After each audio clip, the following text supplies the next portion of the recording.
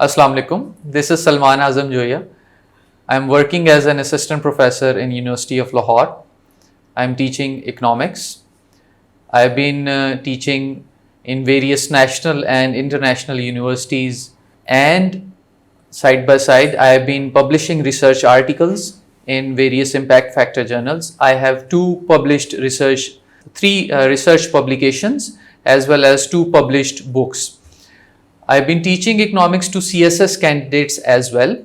CSS and PMS, both the domains have economics as an optional subject. After 2016 in CSS and PMS, but specifically in CSS, CSS domain has changed the subject scheme, whereas economics has become one of the major subjects coming into the group 1, in which students have to choose one subject, whereas students who have studied economics at various levels, either as a specialized degree or not as a specialized degree, but they have studied economics at any minor level, they can choose economics as an optional subject.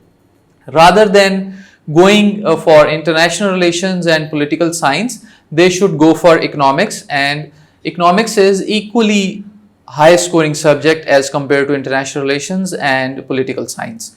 I've been teaching economics to CSS candidates since last 5 to 6 years, and the criteria of teaching economics to CSS candidates is based upon 2 main themes. One is based upon the syllabus that is given by Federal Public Service Commission and Punjab Public Service Commission. Second, that is related to the past paper scheme, that how the questions have been asked on various topics. And thirdly, I will try to cover the MCQ portion, that is also an important portion in both the papers, paper 1 and paper 2.